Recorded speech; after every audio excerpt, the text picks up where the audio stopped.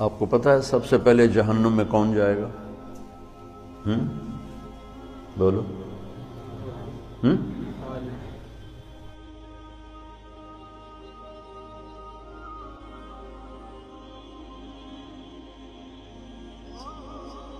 کافر نہیں، مشرک نہیں، شرابی بھی نہیں، زانی بھی نہیں، قاتل بھی نہیں، چور بھی نہیں، ڈاکو بھی نہیں، ملحد بھی نہیں، دہریہ بھی نہیں، کتنے گناہ ہیں۔ اول من تسعر به نار جہنم، سب سے پہلے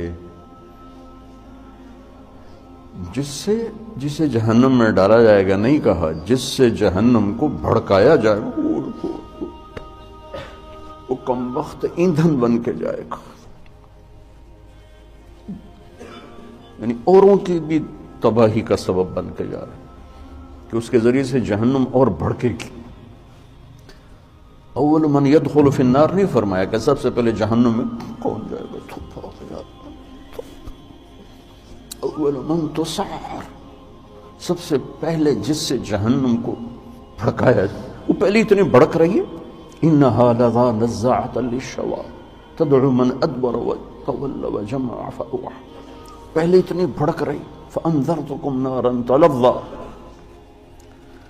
کیا خوفناک ہے وہ، انہا ترمی بشرر کالقصر کانہ جمالۃ صفر، کیا ہیبت ناک الفاظ ہیں قرآن کے، اور پھر اس بدبخت کو ڈالا جا رہا ہے اور بھڑک، اس کو ایندھن بنا۔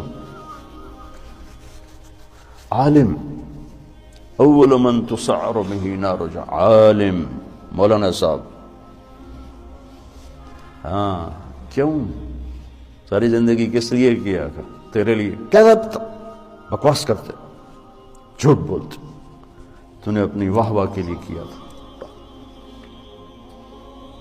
پھر شہید، جس کے خون کا قطرہ زمین پر گرنے سے پہلے اس پر جنت واجب ہو جاتی، لیکن نیت کا کھوٹا تھا۔ پھر سخی، جس کے بارے میں اللہ کا نبی فرماتے ہیں اللہ کے قریب، جنت کے قریب، لوگوں کے قریب، جہنم سے دور، اور اللہ کو بخیل سے نفرت، سخی سے پیار، لیکن مارا گیا اپنی بدنیتی اور بدعملی کی وجہ سے، اپنی واہ واہ کے لیے کیا، ڈال دو۔ یہ تین ہیں جن سے جہنم کو بھڑکایا جائے۔